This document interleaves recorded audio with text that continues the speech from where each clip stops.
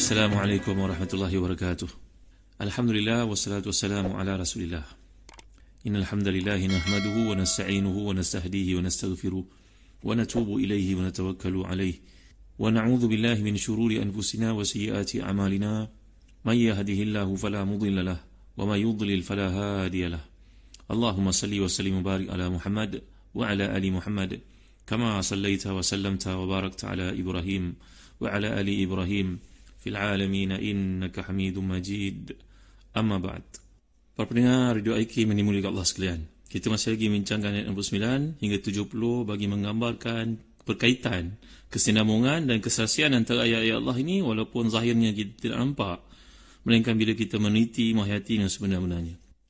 Firman Allah dalam ayat 69 dan 70, bagi tuan memiliki tafsir Ibn Katsir, tolong buka jilid ke-8 muka 42 dan 43. A'udzubillahi minasyaitonirrajim.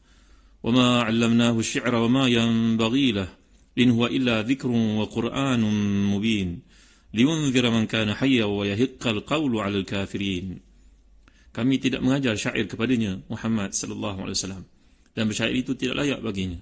Al-Quran itu tidak lain hanyalah pelajaran dan kitab yang memberi penerangan, supaya dia Muhammad sallallahu alaihi wasallam memberi peringatan kepada orang yang hidup hatinya, dan supaya pastilah ketetapan azab terhadap orang-orang kafir. Dalam tafsir Ibn Katsir menyatakan, kami tidak mengajar syair kepada Muhammad SAW, syair itu tidak layak baginya. Allah berfirman mengemukakan tentang Nabi-Nya, bahawasanya dia tidak mengajar baginda syair. Syair itu tidak layak baginya, iaitu itu bukan tabiatnya. Tidak menguasainya, Nabi pun tidak menyenanginya. Bahkan dalam beberapa rangkap syair yang Nabi ungkapkan, ternyata ia salah dan dibetulkan oleh para sahabat. Contohnya Abu Bakar As-Siddiq radhiyallahu anhu. Mengenai hal itu, kata Ibn Katsir, disebutkan bahawa Rasulullah tidak pernah menghafal satu bait syair pun. Bahkan jika baginda mendeklamasikannya, menyenandungkannya, apa kita panggil mensenandungkannya, maka baginda akan menjadikannya tak sempurna. Kata Imam Zur'ah Razi, Ismail bin Mujallid menceritakan daripada ayahnya bahawa Abdul Muttalib tidak pernah diberi anak lelaki atau perempuan, melainkan pasti baginya disenandungkan syair. Ini Abdul Muttalib, datuk Nabi sallallahu alaihi wasallam, kecuali terhadap Muhammad. Itu disebutkan oleh Ibn Asakir dalam biografi Utbah bin Abi Lahab. Jadi seperti yang telah saya gambarkan kepada tuan-tuan, bila Nabi menyenandungkan satu bait syair daripada Tarfah, wa ya'tika bil akhbari ma lam tuzawwidi, maka dibetulkan oleh Abu Bakar As-Siddiq radhiyallahu anhu. Ada kalanya Nabi menyatakan demikian. Banyak dalam hadis sahih bahawa pada hari penggalian paring, Yaumul Khandaq sebagai contohnya, Nabi meniru bait-bait syair Abdullah bin Rawahah. Abdullah bin Rawahah ni seorang daripada syu'ara'un Nabi. Kalau kita belajar dalam adab Islami, ni Abdullah bin Rawahah ni ahli syurga, pemimpin jeneral Islam dalam perang Mu'tah yang terkorban ini. Beliau merupakan seorang penyair. Maka Nabi pun buat bahar rajaz. Ni urjuza. Ni bahar syair ni kalau kita ungkapkan macam bila seorang berkata perkataan-perkataan indah, kita nampak macam pantun. Sebenarnya dia bukan pemantun pun. Seperti kata Nabi SAW, Allahumma laula anta mahtadaina wala tasaddaqna wala sallaina fa anzilin sakinatan alaina wa thabbitil aqdama in laqaina innal ula kad baghaw alaina idza aradu fitnatan abaina. Ya Allah, seandainya tidak ada engkau, nescaya kami tidak mendapat hidayah. Mungkin seseorang kita sedang menunggu busut agaknya. Mungkin seorang kita sedang menyembah berhala agaknya, kalau tidak hidayah daripada Allah. Itu kata-kata Nabi kepada para sahabat ketika mereka menggali parit. Kalau tidak engkau ya Allah, kami tak bersedekah dan tidak salat. Maka turunkan kepada kami ketenteraman wahai Tuhan. Kukuhkan kaki-kaki kami ketika kami menghadapi musuh. Sungguhnya golongan yang lama melakukan kezaliman pada kami, inilah puak Quraisy yang datang menentang kami dengan bala tenteranya. Jika engkau mengkehendaki fitnah kami, jika mereka mengkehendaki fitnah, wahai Tuhan, kami menolaknya. Begitu juga Nabi pernah mengatakan pada hari perang Hunain, An-Nabiyyu la kazib, ana ibnu Abdul Muttalib. Aku adalah Nabi, bukannya pendusta, aku anak pada Abdul Muttalib. Ini kata-kata nampak macam syair kan? Tapi dia bukan syair. Dia merupakan kata-kata spontan diungkapkan Nabi SAW seperti yang telah saya jelaskan dalam kuliah yang terdahulu. Begitu juga bahawa Jundub bin Abdullah berkata, dulu kami bersama Nabi dalam gua, terlukalah jari baginda, terkena batu, maka baginda mengatakan, hal anta illa izba' damiti fi sabilillahi ma laqiti. Engkau hanyalah satu jari yang terluka, dan apa yang kau derita itu adalah kerana Allah di jalannya. Jadi semua ni tak berarti meniadakan bahawa Nabi tak mengetahui syair. Nabi tahu syair. Tetapi syair yang dimaksudkan, yang dinafikan oleh Allah SWT ini adalah syair yang bawa kepada perkara-perkara yang melalaikan. Seperti disebut dalam tafsir Ahda'i Qurawi wa Raihan, bila menceritakan tentang syair ini, bila menyebut perbezaannya dengan Al-Quran. Syair ni sebenarnya datang dari perkataan sya'run, tuan-tuan. Sya'run ni maknanya rambut. Rambut ini satu benda yang bersifat teliti, kompleks. Maka orang yang menguasai syair ini, dia mempunyai ketelitian pemilihan perkataannya. Begitu agaknya disebut isti'arah, maksud yang diperluaskan daripada rambut itu. Kerana orang yang mampu membuat syair, mengubah syair-syair indah ni, dia mampu untuk menyebut perkataan-perkataan tersusun seperti yang saya bawakan kepada tuan-tuan, kata Ibn Zaidun, seorang penyair pada Andalus itu. Allah tana'i badilan min tadarina wa naba'antu bi ruqyana tajafina ala wa qad hana subhul bayini sabbahana hubun faqama bina lilhini na'ina mimma balagi almalbasina fantizahuhum huznan ma'ad dahri la yabla wala wa yublina. Ini tuan-tuan, ini kata-kata indah. In kana kad azza fid dunya liqa'u bikum fi mawqifil hashri nalqakum wa talquna ya jannatul khuldi abdilna bi sidratiha wal kawtharil azbi zaquman wa ghislina. Ini kata-kata memang indah. Diumpama rambut yang tersusun, agaknya begitu maksud kata Imam Al-Urami. Jadi kalau sebut tentang syair ini, sekali lagi saya tekan kepada tuan-tuan, jamaknya asy'ar, ini merupakan darbun min kalam zu wazin khasin yantahi kullu baitin minhu biharfin khasin yusamma qafiyah. Ini kata susunan pemilihan perkataannya begitu indah. Kalau nun saja, lam saja huruf akhirnya, dia ni biasanya terikut yasiru ma'al awatif wal ahwa. Dia dikuasai, pertimbangannya adalah perasaan, emosi dan juga hawa nafsu. Dia wala yatabi'u ma yumlihi al-aqlu wal mantiqu sahihu. Dia bukannya satu benda yang dibina di atas akal yang fikir secara waras. Kadang-kadang banyak pada syair dan benda bersifat nyanyian ini mustaqarul akazib wal mubalaghat fil ahaji. Dia merupakan satu lembah yang dipenuhi dengan pendustaan, pemujian yang tak sepatutnya, berbangga-bangga dan juga menceritakan tentang syahwat. Kalau seseorang penyair itu, kalau dia sedang marah, aqza'a fil qawli, dia gunakan perkataan yang paling keji. Kalau kita belajar dalam syair Abbasi, ada Farazdak dengan Jarir, gunakan kata-katanya. Begitu juga Ra'i An-Nuhairi. Ini kata-katanya yang sangat kotor, tuan-tuan dimulai Allah sekalian. Kata-kata yang sangat hina disebut. Sampai ada kata-kata azabu syi'ri akazabuhu. Syair yang paling baik, nyanyian yang paling baik, gubahan yang paling indah, yang paling banyak pembohongan dan kata-kata dusta padanya. Sedangkan Al-Quran itu adab, seperti kata Imam Az-Zarkashi dalam Al-Burhan, adab, akhlak, hikam, ahkam, wa tashri'. Ini Quran adalah penuh dengan adab-adab, ethics, akhlak, wisdom, hikmah-hikmah, ahkam, hukum-hakam.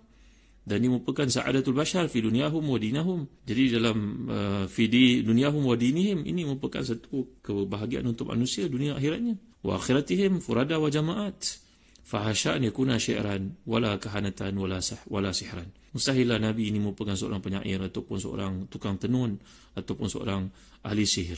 Jadi amat tidak patut untuk disebut Nabi semikian. Kata Imam Al-Faqurazi dalam tafsirnya bahawa sebenarnya kita kalau perhatikan kepada Al-Quran, pendekatan Quran ni ada usul salasa, ada 3 asas. Yang pertama, penekanan pada aspek wahdaniyah, mentauhidkan Allah. Yang kedua, risalah. Risalah makna perutusan Rasulullah. Yang ketiga, al-hashr wal-ba'th, iaitulah kebangkitan semula manusia di akhirat. Inilah dia al-usul as-salasah. Ini asas-asas yang 3. Maka telah kita lihat dalam ayat-ayat yang lalu, kata Imam Syekhul Islam Al-Imam Al-Faqurazi, ulama terkemuka mazhab Syafi'i dalam tafsir. Beliau ni keturunan Abu Bakar As-Siddiq radhiyallahu an. Beliau berkata bahawa kalau kau perhatikan dalam surah Yasin ini, konteksnya yang dibawakan merangkumi ketiga-tiga perkara ini, iaitu al-wahdaniyah, wal-risalah, wal-hashr. Ketauhidan pada Allah ditekankan, perutusan Nabi dibawakan, dan peringatan tentang kebangkitan itu juga dimuatkan. Sebab itu ada ayat ke-60 yang lalu, alam a'had ilaikum ya bani adam alla ta'budu syaitan. Ini telah kita pelajari huraiannya. Dan begitu juga dalam ayat wa ani'buduni hadza siratum mustaqim. Semuanya tauhid, semua unsur tauhid, iaitu ketika perintah beribadah tujuannya kepada Allah sahaja. Perintah itu datang daripada satu sudut, satu zat yang maha agung. Alam a'had ilaikum, dhamir digunakan ifrat. Kat sini telah kita pelajari, itu dhamir merujuk, ganti nama merujuk kepada tauhid. Kemudian ayat berkaitan dengan al-hashr, islauha al-yawma, islauha, masuklah kamu dalam neraka, rasakan kamu neraka itu. Dan begitu juga dalam ayat al-yawma nakhtimu ala afwahihim, hari ini kami tutup, seal mulut-mulut mereka, wa tukallimuna aydihim wa tashhadu arjuluhum. Telah kita bincangkan, dan lain-lainnya banyak merujuk kepada hashr ini. Dan sekarang ayat yang ke-69 yang sedang kita bincangkan berkaitan syair ini adalah unsur, ini adalah kaitannya dalam bab risalah. Wa ma 'allamnahu syi'ra wa ma yanbaghi la in huwa illa dhikrun wa qur'anun mubin. Jadi ini merupakan satu isyarat annahu muallimun min indillah, muallimun wa muallamun. Dia ini diajar oleh Allah SWT, Wahyu itu jadi penekanan kepada aspek risalah ini dapat kita lihat dalam ayat yang ke-69 ni, kata Imam Al-Faqrazi, Syekhul Islam Al-Imam Al-Faqrazi menyatakan tafsirnya Mafatihul Ghaib. Jadi dalam kuliah lalu juga saya ada huraikan kepada tuan-tuan tentang kedudukan Ma'dubatullah, hidangan yang Allah berikan seperti yang warid dalam hadis ataupun yang merupakan hadis mauquf kepada Allah bin Mas'ud, bahawa Nabi SAW ataupun Allah bin Mas'ud mengatakan, inna hadzal Quran Ma'dubatullah fata'allamu min ma'dubatihi mastata'tum. Ini Quran merupakan hidangan daripada Allah, maka pelajarilah daripada hidangannya sedaya upaya kamu. Jadi kata Syekh Al-Imam Dr. Abdullah Daras dalam kitabnya juga, saya telah bawa pada tuan-tuan macam mana orang baca Quran ni kali pertama, memahami satu sudut, nanti dibuka Quran dibaca lagi tanpa jemu, jumpa pula mutiara yang kedua, ia ibarat seperti intan dan setiap satunya memancarkan cahaya yang berbeza-beza mengikut sudut yang kita lihat. Dan begitu juga dibaca oleh orang lain, tak mustahil seorang anak itu menguasai kefahamannya lebih daripada orang lebih tua. Jadi inilah dia Al-Quran, sifatnya mengetengahkan, mengemukakan kepada kita beraneka pilihan hidangan. Tamu-tamu yang dijemput oleh Allah ni boleh memilih mana yang disuka, dan semua orang ingin menyenangkan tuan rumah yang menjemputnya datang menyantap itu. Jadi semua manusia diundang ke Ma'dubatullah, terbuka bila-bila masa. Kita kalau nak jumpa dengan seseorang, ya Allah, kena tunggu waktu, jadual. Lebih-lebih lagi kalau orang yang sibuk memerlukan appointment. Tapi kita lihat bila Allah menyatakan, wa idza sa'alaka ibadi anni fa inni qarib ujibu da'watad da'i idza da'an falyastajibu li wal yu'minu bi la'allahum yarshudun. Bila kita nak bertemu dengan Allah ni tak perlu pada appointment, anytime, anywhere, di mana-mana saja. Jadi janganlah kita menunda-nunda kehadiran kita untuk ke Ma'dubatullah, kehidangan Allah ini. Siapa tahu ada yang menghambat anda untuk hadir. Ketika itu anda rasa sangat menyesal kerana kenapa tak datang lebih awal? Begitu banyak hidangan yang disediakan. Mereka yang telah datang lebih awal menyantap apa mereka perlukan, makan semahu-mahunya. Maka dalam konteks ini kita dapat lihat perkembangan ilmu dan kondisi masyarakat masa kini. Mereka menggunakan Al-Quran sebagai, memegang Al-Quran sebagai tapak, sebagai foundation. Maka tidak ada siapa pun yang akan tersesat jalan. Jadi menyifatkan Al-Quran ini sebagai makdubah lagi, sebenarnya semua orang dapat dinilai dengan apa yang dia ambil. Anak-anak yang hadir ataupun orang OKU mungkin meminta tolong daripada orang lain yang mampu untuk mengambil makanannya. Tapi orang yang cergas, yang dewasa, yang tahu rasa makanan tersebut dan mempunyai perbezaan kecenderungan untuk makan, kalau kita nak bayangkan. Jadi kerana hidangan ini telah tersedia, maka tak payah bawa makanan lain ke tempat hidangan tersebut, kerana tuan rumah ni akan tersinggung kalau kita faham dalam makna pendekatan makdubah ini. Maksudnya tak perlulah kita cari pembenaran selain daripada Quran. Kita pergi makan mana-mana pun, no outside food allowed, dia tulis kat situ. Begitu juga dengan Quran ni tuan-tuan. Indahnya tafsiran dikemukakan oleh Al-Imam Badi'uz Zaman Sa'in Nursi. Orang pada hari ini terhadap Quran tidak menunaikan hak-hak Quran itu. Inna qaumi takhazu hadzal Qur'ana mahjura. Orang menjadikan Quran itu satu benda yang ditinggalkan. Dia umpama seorang pesakit pergi jumpa dengan doktor yang pakar dan prescribe kepadanya ubat.